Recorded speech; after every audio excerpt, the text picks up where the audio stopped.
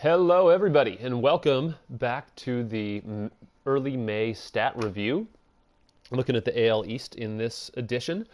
I'm going to actually start with the cupcake teams at the beginning of this one so that there's still some time for people to shuffle into the broadcast. We're going to be looking in depth at the Orioles, the Rays, and the Blue Jays today. And then coming up, we'll be finishing it off with a look at the NL East. But first, let's look at these New York Yankees, who have been a thorn in a lot of people's sides. This team has seen a lot of roster turnover because they've been playing so well. They've had so many players with really good stat performances, and so a lot of those guys have gotten snapped up off of waivers. So a lot of the Yankees' best players aren't actually going to be here. They're going to be on other people's rosters, funnily enough. We see Gil Hodges with 7 home runs. He has been a mainstay in this lineup all season. I believe Bob Musial was a recent addition. Somebody dropped him. Vern Stevens has been playing a lot for these Yankees. 4 home runs, 12 RBIs. 8 runs. Only 8 runs. That's not a lot. Yeah, none of these guys are scoring a ton of runs. Ryan Howard has been on this team. That's pretty fun. He's hitting .268 with 6 home runs, 10 RBIs in 56 at-bats. 7 steals for Willie Keeler. And 4 for Davis. And yeah, there were, I think I had 4 Willies on this team at one point until one of them got picked up by somebody else. But that's fun. Why not put all the Willies on one team? Really rough batting averages for most of these guys. Maybe they are playing above their talent level. That's certainly what this would suggest. Their record is respectable, but not seeing a ton I like from the offensive statistics here.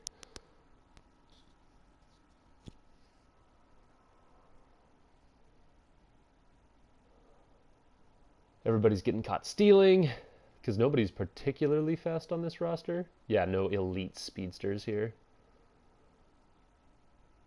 Rough to get 4 errors from your starting shortstop and 3 from your starting second baseman. The Yankees may have some changes coming to the Bronx coming up. Looking over at the pitching staff for the Yankees. Always sorting things by innings pitched so that we just see the people that have the bulk of the work. For the most part, we're not even going to see a lot of the stats from the people who haven't gotten in the game too much yet, but I always just go and have a look at them real quick before we go through. Bartolo Colon, Big Sexy, has found his stride for the Yankees. He's 5-2. Oh, I guess not his stride. He has an 8.78 ERA. Never mind. How is he 5-2? Yeah, this team is performing way above expectation.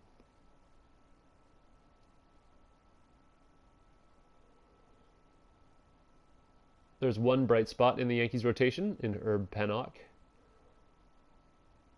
Don Larson with a 3.12 ERA out of the bullpen.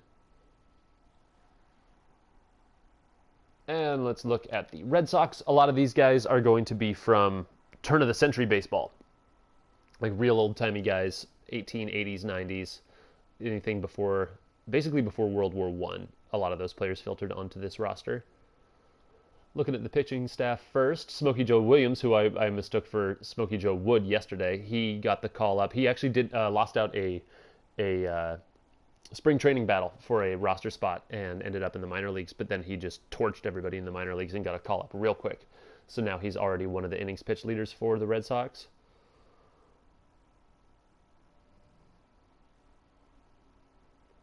Five quality starts, or yeah, in 8 starts. That's fantastic. Forgot to check the bottom of this rotation.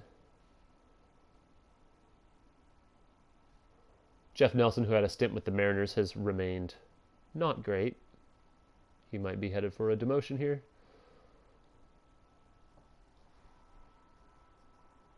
Catfish Hunter recently dropped from the Giants. His stats are not looking great. I do wonder if he gets picked up in waivers this Monday. And over to the position players for Boston before we dive into the Legends teams. Mo Vaughn taking the lead in at bats for this roster. That's pretty fun. 6 homers, so he's rewarding the confidence. Max Carey had been the best player on this roster all year until he was snapped up in last week's waivers, headed to the Giants. couple guys that were drafted in our Legends draft, Andrew McCutcheon and Torrey Hunter, are now patrolling this outfield. Hazard, Darryl Strawberry, and Fury Gene Tenace. And Harold Reynolds. Wow, this is another roster that got pilfered a lot in waivers in the early going. And maybe they deserved it. They were really playing incredible baseball for a while. Roger Bresnahan's a guy who has been in the lineup just about every day.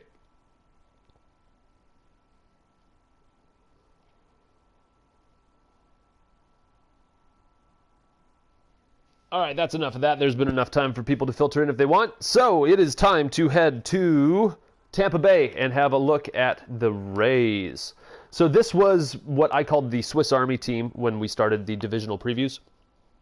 And the three keys that I had laid out for this roster is, number one, the outfield hits enough to guarantee that their amazing defense actually stays out there. We'll have a look and see if that's been true. Number two is that the AI actually executes this strategy well and keeps all the players happy. There are so many versatile players on this team, and there were even more versatile players on the team before some moves in the early going, and we'll see how much the AI has actually utilized that versatility, at least as best we can. And then the third key was that Billy Wagner cements his role as closer, or that Dan Quisenberry takes over quickly. I really thought that this team was going to need a solid closer to perform well in the standings. So we'll see how those guys have done. Sorting by at-bats, let's see who hasn't gotten on the field much. So, as we were looking for, it seems like most of the bench players for the Rays are actually getting out there. You don't have any guys on this roster with only 9, 10 at-bats. Dick Allen is in last place with 35, and he didn't even spend all season on this roster. He's bounced around a couple teams. George Foster has 47. Hanley Ramirez has 82 at-bats. Boy, that does not look like Hanley Ramirez. Wow. Whit Merrifield with 85 at-bats. So cool. They are getting some good cycling out of the depth on this roster. Pretty decent performance from George Foster. Hanley Ramirez isn't doing great. And then Dick Allen hasn't done much of anything this season. I think this is his third team. But he hasn't had enough of the opportunity to get anything going yet. Looking at the run-producing stats, we've got A-Rod leading the way with 9 home runs. He struggled in the early going, but he seems to have found his power stroke of late. Bellinger and Tomei and Jim Edmonds adding 7 home runs. Now there's the surprise of the early season for the Rays, is Jim Edmonds still hitting .276. That's a little bit of a drop-off from his red-hot start, but 7 home runs from a defensively elite center fielder who you don't expect much power from. That's fantastic. He's driven in 15, which is right there with the middle-of-the-order guys. Cody Bellinger with 20. A-Rod with 30 RBIs. That's fantastic. I believe he's hitting third in this lineup, and that seems absolutely appropriate. He has also touched the plate the most times with 24 runs. Tomei has only gotten around to score 9 times. That might be an interesting stat to look at. Who is hitting behind Tomei in the lineup? Or is he really just too slow and ends up being a bit of an anchor in the middle of this lineup? I wonder if there's some way to maneuver behind Tomei. Maybe get another home run bat behind him so that he can just walk home rather than having to leg out a double. Like, say, I'm not sure what the lineup is. I don't have it on hand. But if Buster Posey is hitting behind Jim Tomei, then you're almost wasting a Buster Posey double because Tomei only gets to third, right? But if you've got Cody Bellinger out there, or apparently power slugging Jim Edmonds, then maybe Tomei actually touches the plate a few more times. I love statistics. There's way too much you can overread into them, and that's what I love to do. Ted Simmons has only driven in 4. I wonder if his runners in scoring position numbers are bad. 85 at-bats for Whit Merrifield, yet to drive in a run. That's a bit alarming. Roberto Alomar clocking in with 9 steals, one of the higher totals we've seen. Not quite Tris Speaker, but it's good. Well, apparently Jim Tomei isn't too slow. Dude has 4 steals. Come on. I have no idea what to make of that. I'm really paying attention to on-base percentage here. A-Rod with his .338. Yeah, he's really earning that first-round pick that he got. Roberto Alomar with that .303 on base. I would expect that to rise before long. Have a ton of confidence in Alomar's attribute profile in this game. Cody Bellinger with a .322 on base is almost 100 points higher than his .231 average. So he's had 17 walks and 34 Ks in his 130 at-bats. Tomei, the average is not there, but the on-base percentage is 100 points higher, and the slugging percentage is almost 400. So he's doing his best Adam Dunn impression so far this season.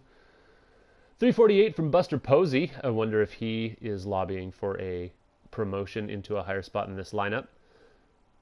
Ted Simmons also 330. So this catching platoon that can also get out there and play first base has been performing well, getting on base, though not driving in. Oh, Buster Posey's been driving in the runs. We'll put a flag in Ted Simmons for his runners in scoring position numbers. Paul O'Neill not doing great. He is a pretty good defensive presence out there in the outfield. So you take a 300 on base percentage from a guy who's going to hit 7th or 8th in your lineup, especially if he's going to club 5 bonus home runs and actually be a run producer. Looking good from the Rays lineup generally. 13 doubles from Roberto Alomar. That's really encouraging stat. Only 2 home runs though. Maybe see some more power come from him soon. A lot of caught stealing numbers here. Rough to see Cody Bellinger thrown out as many times on the base paths as Jim Thome has successfully stolen bases. Pick your spots, man. Yeah, some rough stolen base percentages there. So another team that is maybe going to benefit from the click down on that stolen base aggressiveness slider. Good defense all around. Alomar with 2 errors. He's not, super elite at the second base position, but he's good enough that you don't worry about that. Stellar work from the left side of the infield. You don't worry about an error here or there unless it's your whole team doing it. 1.6 WAR already accumulated from A-Rod and Jim Edmonds. So I think that the early verdict here is that the outfield is definitely hitting well enough to keep that elite defense out there, which is rewarding their pitching staff. Pretty sure John Lester is a fly ball pitcher, right? So him having that elite defensive outfield out there might actually be a reason why he's been performing above expectations so far this year. Walk rates are all right. Ooh, Jim Edmonds, almost a 14% walk rate. You'll live with the 20% strikeouts, especially when he's slugging the ball. Bellinger and Posey also have great walk rates, as does Simmons. I like a lot of what I'm seeing here. Don't know what any of these mean, except for we can have a look at range factor. I assume Bellinger's range factor would be weird because they're trying to measure him as a first baseman, but he's playing a lot of outfield. Paul O'Neill with a 2.4. We've seen that anything over 2 is good. So these are actually 2 of the higher range factors we've seen for outfielders, which is corroborating the solid outfield defense read that we've got so far. Same with George Foster. Wow. Looking at the lefty-righty platoon splits now. Tony Fernandez actually hitting 281 against right-handers, so he must be struggling against lefties as his season average is 221. Thome seems to be struggling equally against both sides of his platoon. Jim Edmonds 308, so he's getting most of his success, and I believe, all of his home runs against right-handed pitching. Worth putting a flag in that as well. Whit Merrifield and Hanley Ramirez have struggled to hit the common side of the platoon. Dick Allen doesn't have a hit against a righty yet this year. And versus lefties, Tony Fernandez really struggling. Well, there it is. So here's a guy who, despite the attributes not suggesting that this would be the case, he's 200 points higher hitting against right-handed pitching than he is against left-handed pitching. And that's not a insignificant sample. 89 at bats versus righties, 42 against lefties. That's something to look at. Cody Bellinger struggling to hit lefties. Alex Rodriguez, though, is really doing well against the southpaw pitchers. This lineup, again, struggles against lefties, which is a trend that we have seen amongst good hitting lineups in this simulation. Home and away splits. I don't really believe in these in this game. I don't think that the game has shown me evidence that it actually uses park factors. So I'm just going to put this up here. You can take what you want from it. I don't take much. Except it's maybe fun to see like, oh, Buster Posey's hitting 321 on the road. So what does that mean? What am I going to do about that, right? Runners in scoring position, very, very important numbers. Roberto Alomar has had 37 at-bats with runners in scoring position, which is actually high for this team.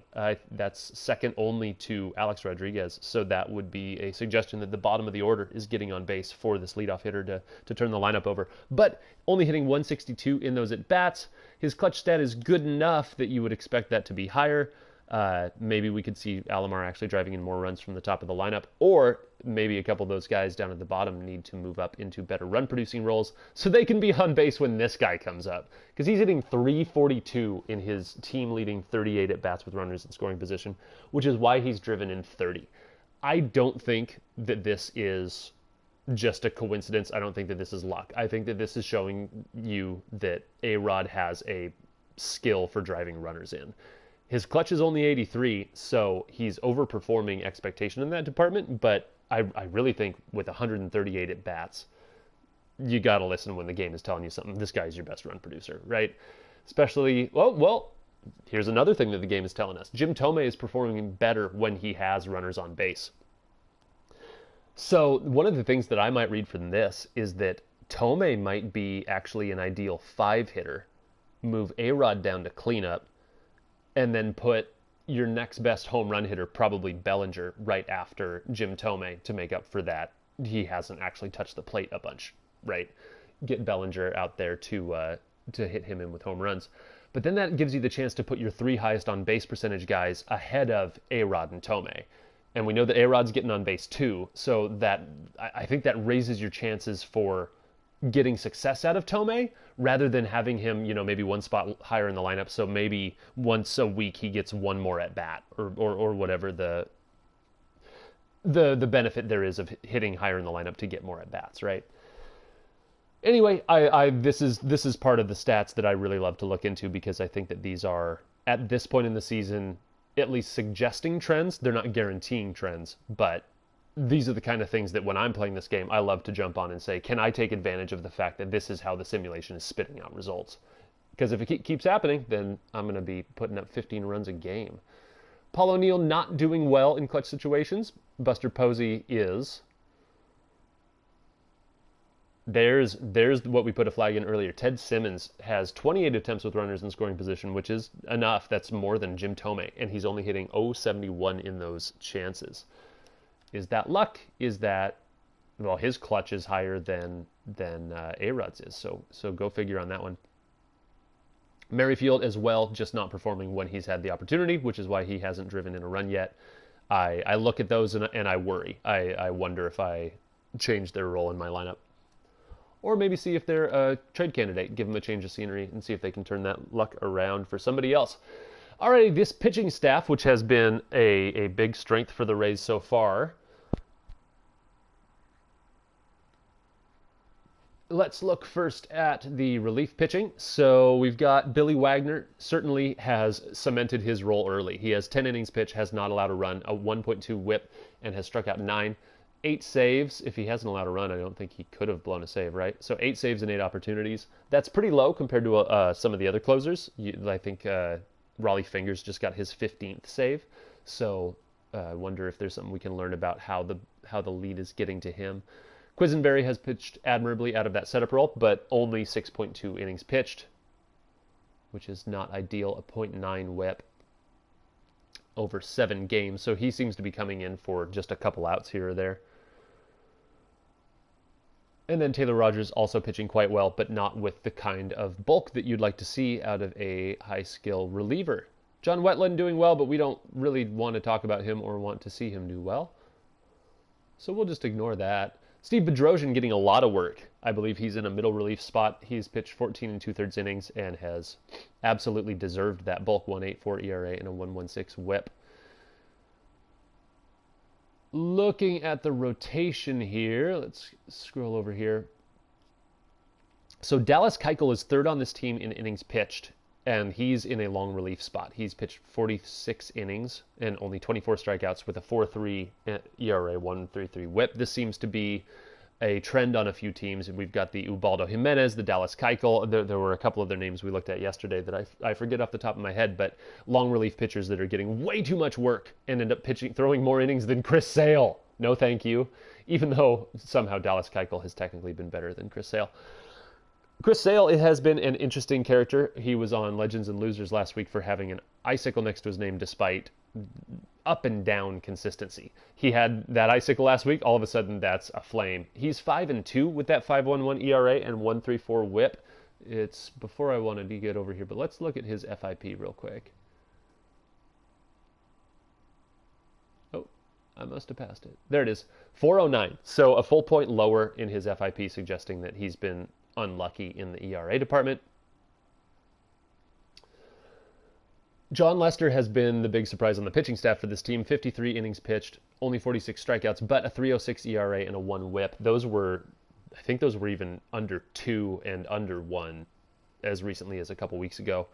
Only 13 walks is fantastic. I believe, like I said earlier, I think this guy's a fly ball pitcher, so he's getting a lot of benefit from that fantastic defense in the outfield. John Smoltz, I think he was off to a really bad start, so to see his ERA at 4.5, WHIP at 1.41, and a winning record is definitely encouraging. I've seen some really strong starts from him, both on the sim and I think on the stream. Greg Maddux has been the disappointment of maybe all of the high-tier pitchers so far. A 6.28 ERA and a 1.68 WHIP, 38 innings. He's only struck out 24, which you don't expect many more strikeouts from him, but 18 walks leads the team despite pitching the 4th highest innings of the starting rotation. That 1.68 WHIP just isn't realistic. So what are we seeing here? Are we seeing that the game doesn't value the Greg Maddux pitching profile? If you can't strike guys out, you can't be that successful. There are other guys in this sim who don't have great K per 9 nor velocity numbers, and they seem to be doing just fine. And if not just fine, then not abysmal, because this is just confusing. He almost has as many walks as strikeouts. I guess I want to keep an eye on this throughout the season and wonder if this is just one of those things where at the beginning of every playthrough of the franchise, does the game do some kind of dice rolls, almost some Dungeons and Dragons like rolling your character, give them some kind of shadow bonuses or pluses. So the game just rolled the dice and said like, oh, Greg, you came up snake eyes. It's going to be a rough season for you. Whereas John Lester had the exact opposite effect, because looking at the attribute profiles, these guys' performances should be switched. Anyway, just fascinating, not necessarily anything to read too much into yet. Going to keep an eye on it. Patrick Corbin has been, well, he had been really good to start the season, but his ERA almost ballooned up to 6. He is striking out a good amount, which may mean that he might be a nicer profile out of the bullpen. But as a 5th starter, that's totally acceptable. 3 shutouts from Lester. Man, that's crazy.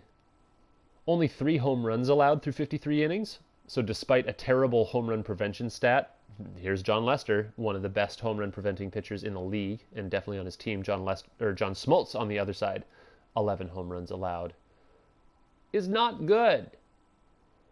Lester already picked up 1.5 WAR. Nobody over 10 Ks per 9, but Chris Sale's right there with 9.41. I expect Sale to do much better as we go on.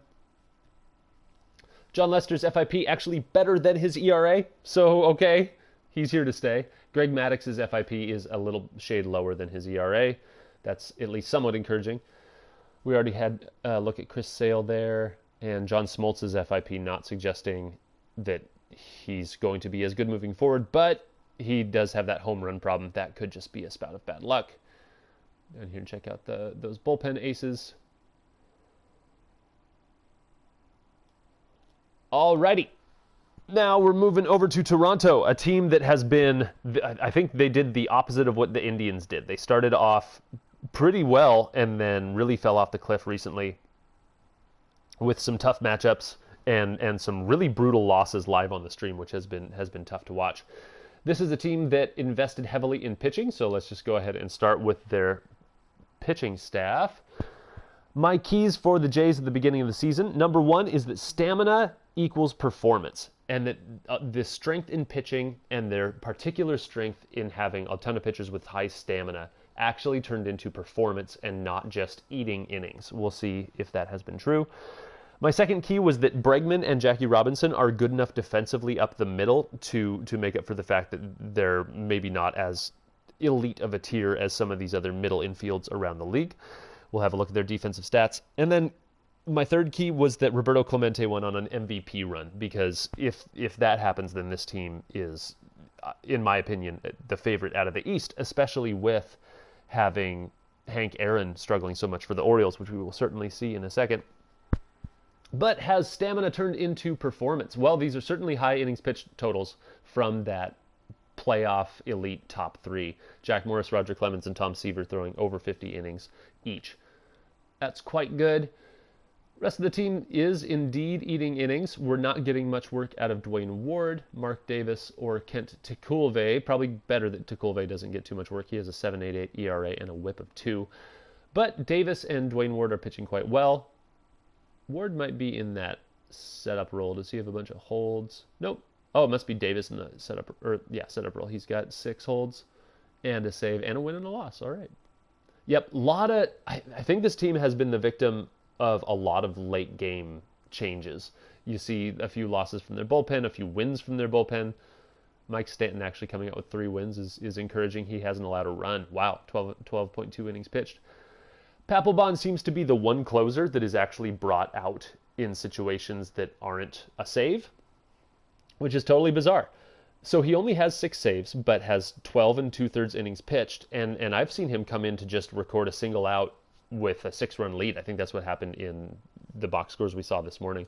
He does have 1 loss, but his performance has been good every time I've seen him. He has 12 strikeouts in those 12 2/3. He has a 4.97 ERA and a 1.5 WHIP. But he only has 1 loss, so what are you going to do? What does he have for blown saves, though? Just the 1. So he's getting the job done. He's the Fernando Rodney of the Legends League so far. Okay, looking at this starting rotation. Good but not elite ERAs from these guys. 3.1 would look a lot better if that was a 2.99, and that's not much difference. So never mind. Very elite ERA from Roger Clemens. Tom Seaver doing quite well. He hasn't been able to find luck on the live stream, so his stats might actually look a lot better if we would just sim more of his games, right? Jack Morris has been dominant at times, and then I think has been the victim of some big games. 3.59 ERA and a 1.29 WHIP is a fantastic 3-starter.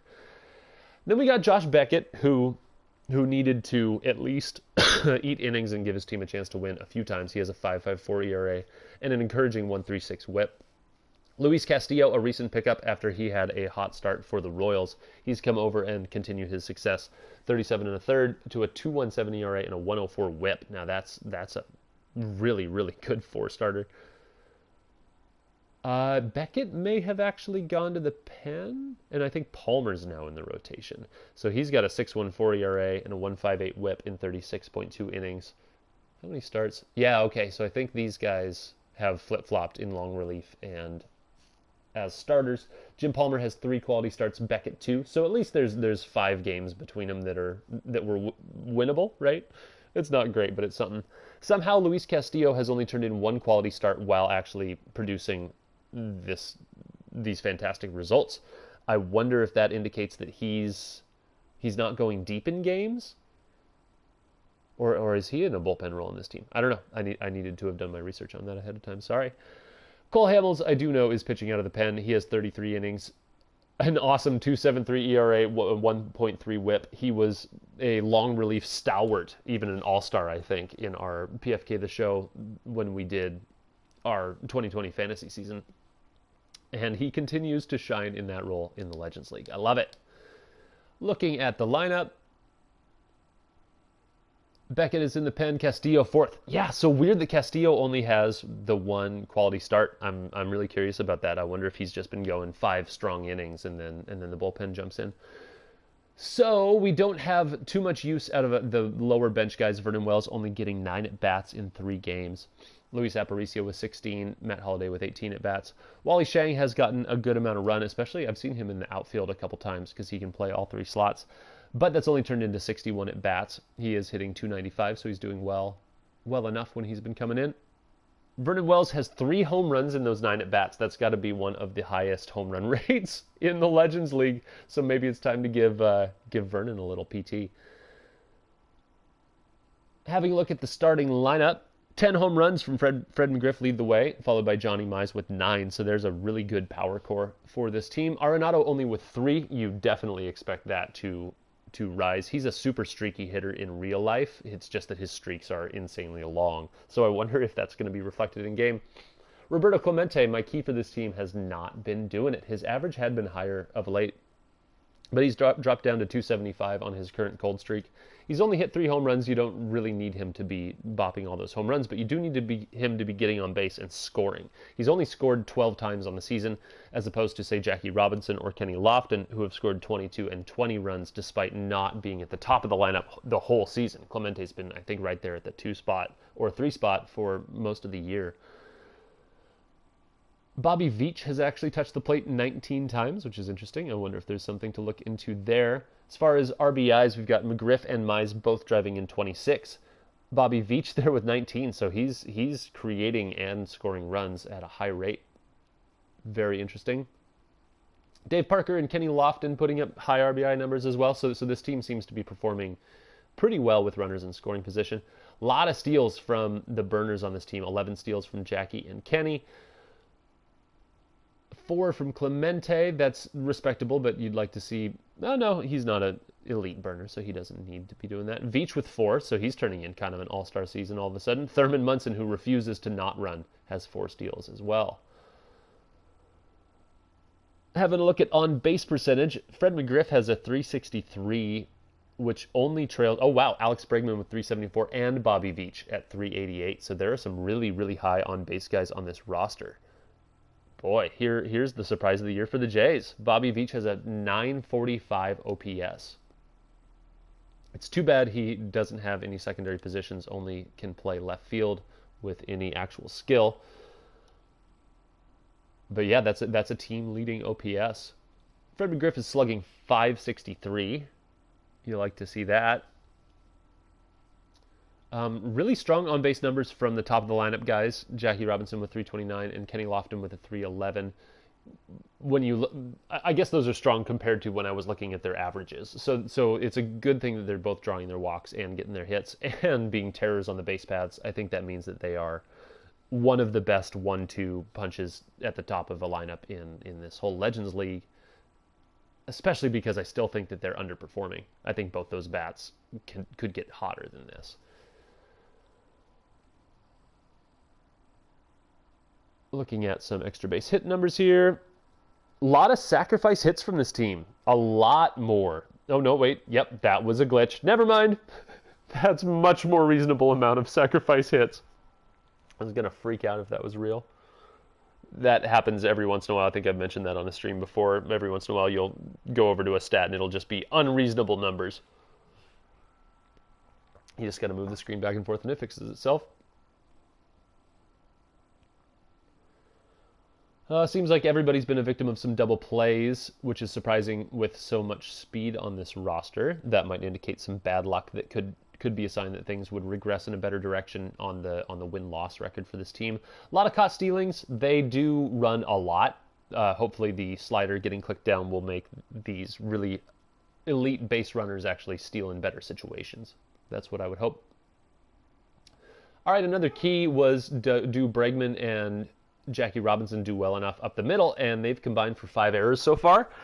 Not horrible. We've seen some guys with 4 or 5 errors already on the season, so this is decent. But it's at least worrisome. Something I would still want to put a flag in and keep an eye on as we move forward.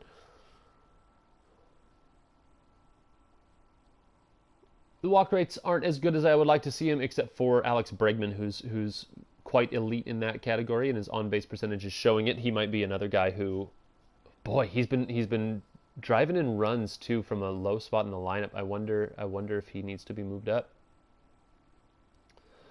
0.93 ISO from Nolan Arenado, just an aberration. There's no way that keeps up. He's too good. He's too good. He's gonna hit home runs. It's just gonna happen.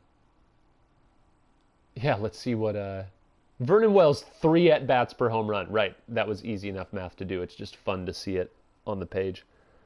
Kenny Lofton with a 2.6 range factor in center is great. Clemente with a 1.43 range factor in right is definitely not good compared to what we've seen from some other outfields. That's worrisome.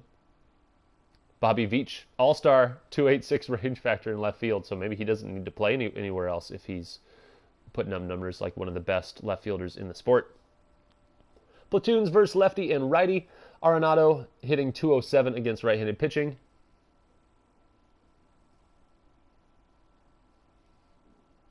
I guess Jackie Robinson is leading the team here, yeah, with a 307 average versus righties. Wally Shang getting it done against right-handed pitching, though, with a 344 average. And then against lefties, Fred McGriff is clubbing at 323 average and 4 of his 10 home runs coming in his 65 at-bats versus left-handed pitching. This seems like a high amount of at-bats versus lefties. I wonder if that's just how the dice have fallen for the Blue Jays so far this year. It seems like they've seen a lot of lefty pitching, which has not been good for Johnny Mize. He's hitting only 217 against them. It really does seem like there's right-handed pitching is the big bulk of the Legends League. So this could be a suggestion that Johnny Mize is headed for a better season average since he's seen too many lefties and he's really struggled against them, whereas he's hitting 275 against right-handed pitchers. Similar for Clemente. He's been doing better against righties and has struggled a bit more to get it going against lefties, especially with no home runs there. Maybe a sign that things could turn around for this offense in a big way if they get a convenient string of right-handed pitching. Again, I don't believe in park factors, but here they are if you do.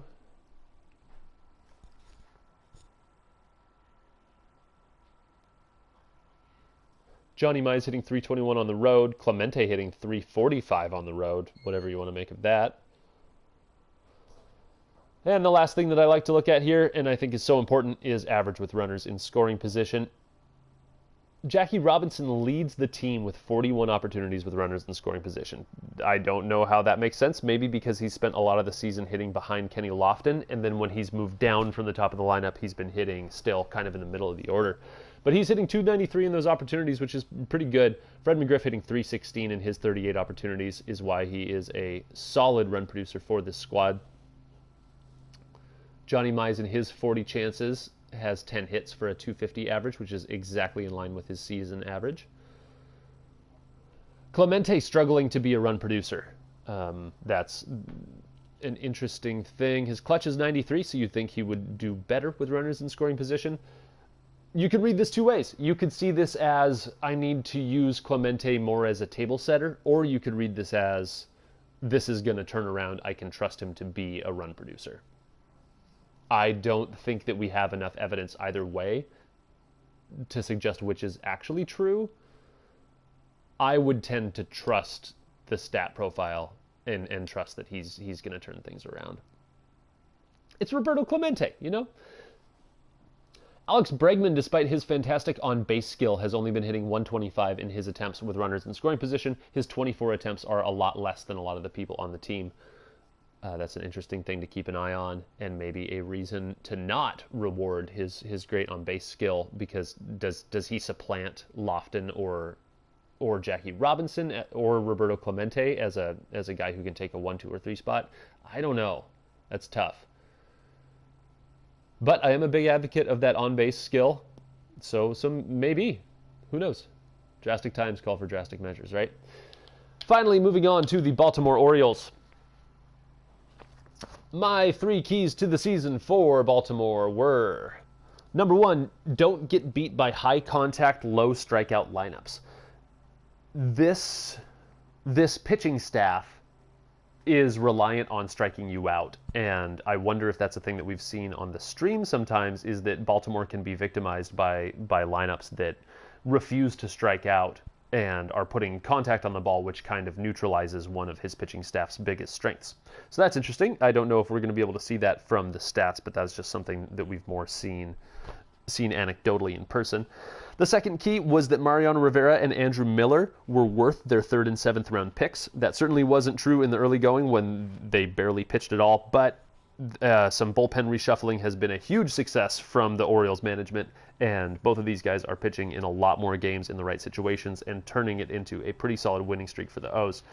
And then number 3 is that this DH platoon can equal into one great hitter. I think the platoon is Joe Carter and Prince Fielder, with Fielder taking the strong side of the platoon. So we will see how they're doing. And let's start with those guys. So Joe Carter only getting 45 at-bats because he's hitting against left-handed pitching as the DH. I believe that's true. I could be wrong about that, but I'm pretty sure that's still true for this roster.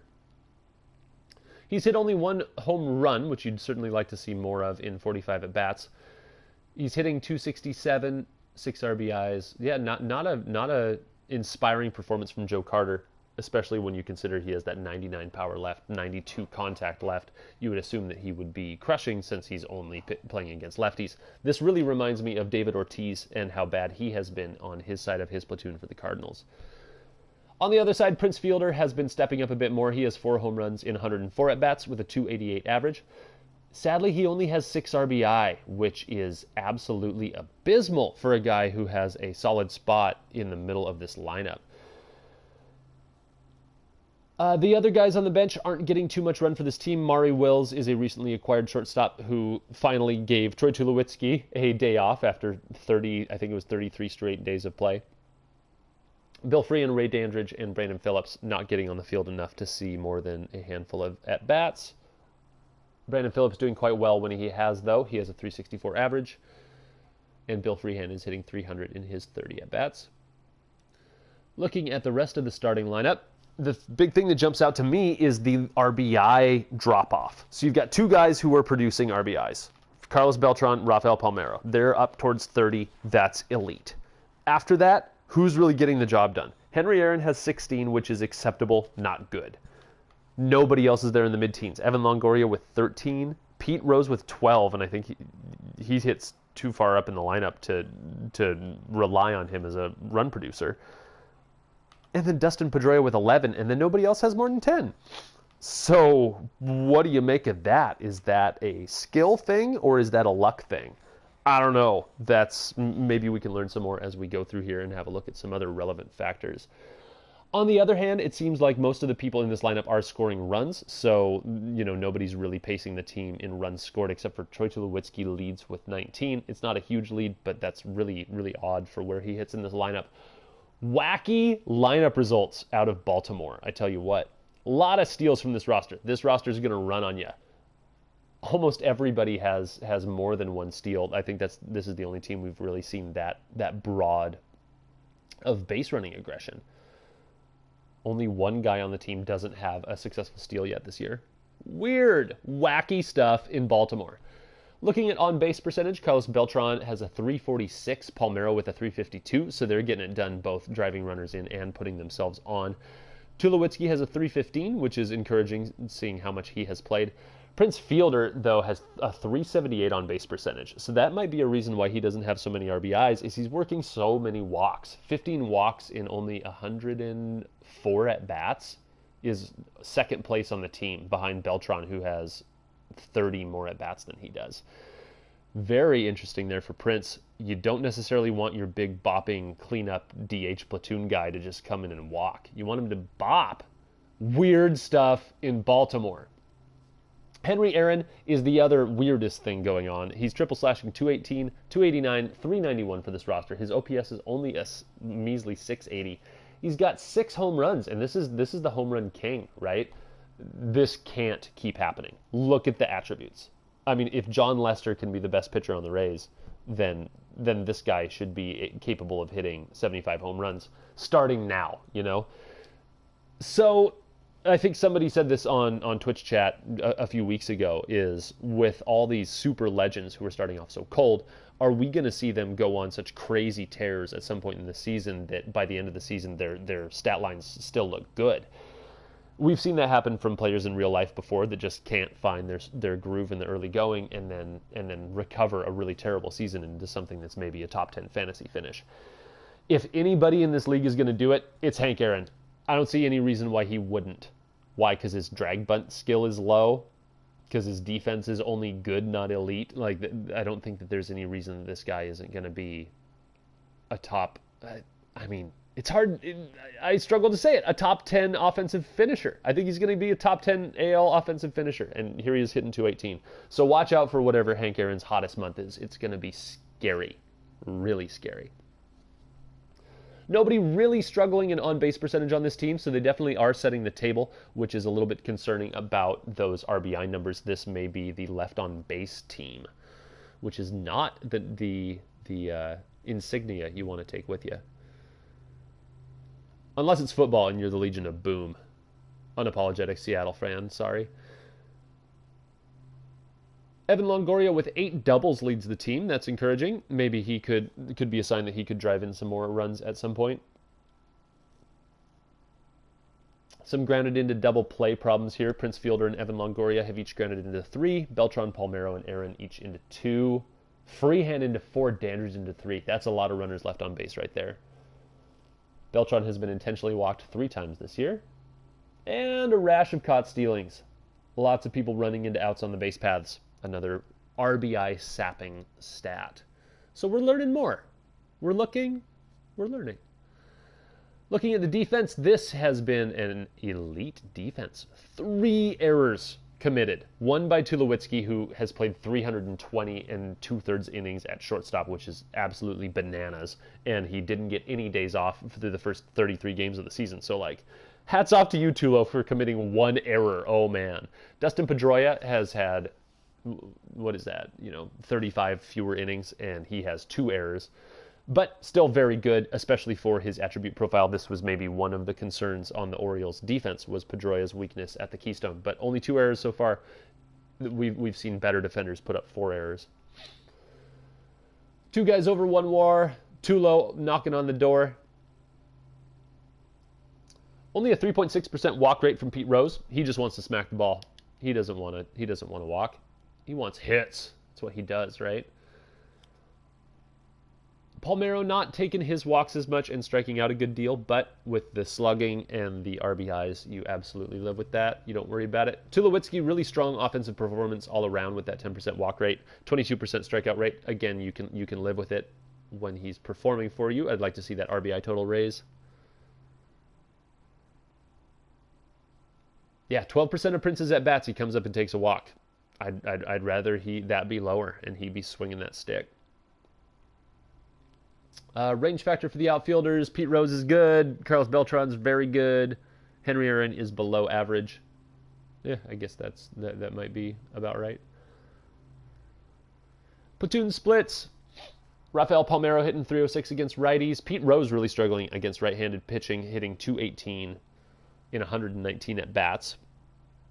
And when he's not taking his walks, that's definitely troublesome on the more common pitching side. 207 for Yadier Molina is worrying. 118 for Joe Carter, but that's in his 17 at bats against righties because he doesn't play that side of the platoon. Brendan Phillips is crushing righties. Small sample, though. And there's Hank Aaron hitting 202 against right-handed pitching.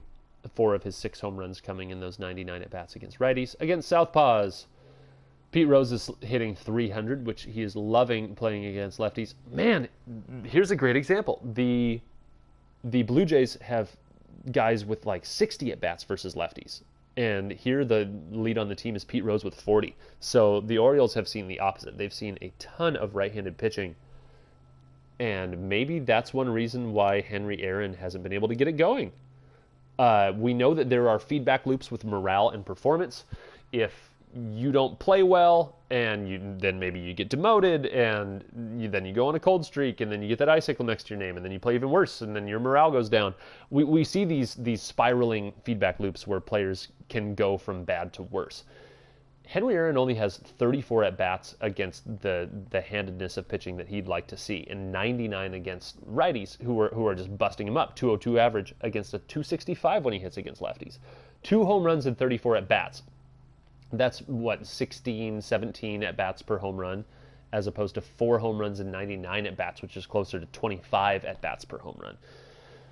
Hopefully the Orioles can see a shift and see a lot more left-handed pitching just as a coincidence of their schedule, and maybe that could be the key that's actually going to click for Henry Aaron. I'm glad that we found something in these stats that suggests why he's struggling so hard and also shows us a pathway to how that same feedback loop could turn around. He faces a few lefties in a row, has a few good games, and then all of a sudden he's hot and everything goes the other direction.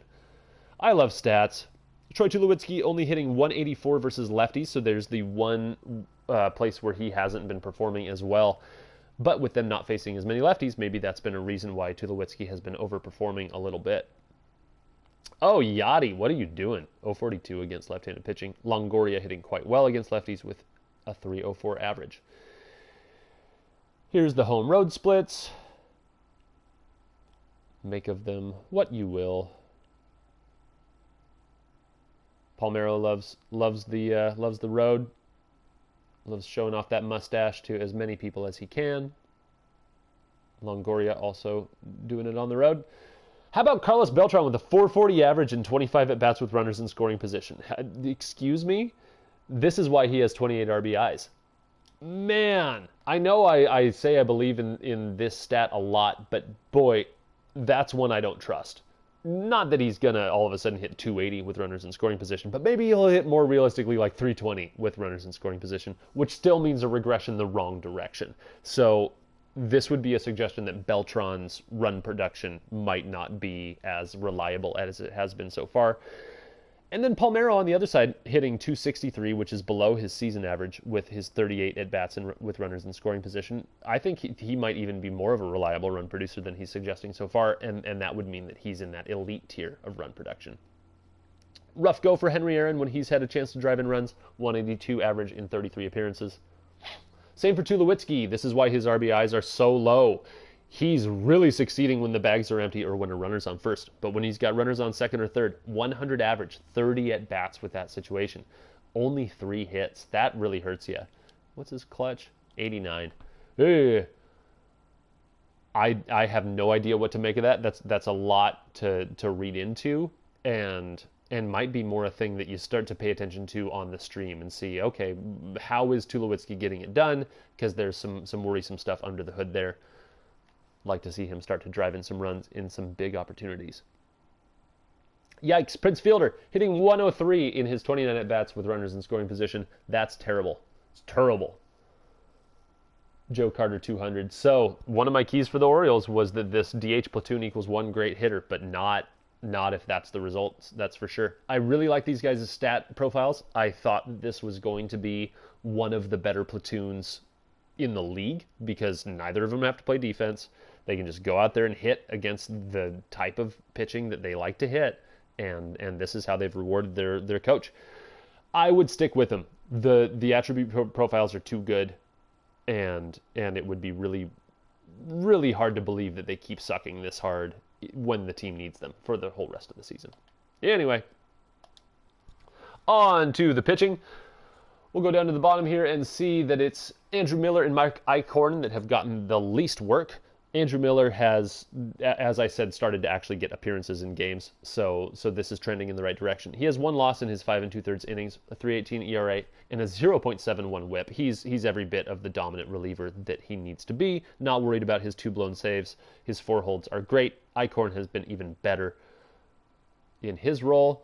He has a bunch of holds and a 1.59 ERA and a .35 WHIP. Come on. That's one of the best, small sample size, but one of the best relief performances we've seen this year. Mariano Rivera, after not pitching hardly at all of a sudden has 13 2/3 innings pitched and 12 saves. He has blown 1, but his WHIP is 0.8, his ERA is 1.32, and that is fantastic. You love that from Mariano Rivera, especially now that Enter Sandman plays on the loudspeaker when he comes into the game.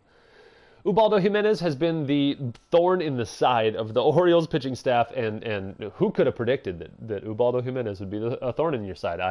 I had a fantasy baseball affair with him for years where I couldn't stop rostering him, and he bit me every time because he was so freaking dominant for that 6-month stretch in, was it 2011 even? Yeah, he has 26 strikeouts to 20 walks in 31 innings pitched, which clocks in at 6th on the team. Not what you want to see from a guy who's 85 overall, especially when there's such stellar arms out in that bullpen. He has a 1.89 whip, which is trending in the wrong direction. A 4.55 ERA. Yikes. Ubaldo scares everybody. And the AI manager for the Orioles seems to love putting him out there and leaving him out there when absolutely everything is on the line, despite having like 3 or 4 of the better arms to choose from out of the bullpen. Go figure. Nolan Ryan has been dominant. He has 67 strikeouts in 57 innings. I believe that's leading the league in strikeouts. He has a 1.57 ERA, a 1.17 whip, and shows no signs that he's going to slow down there.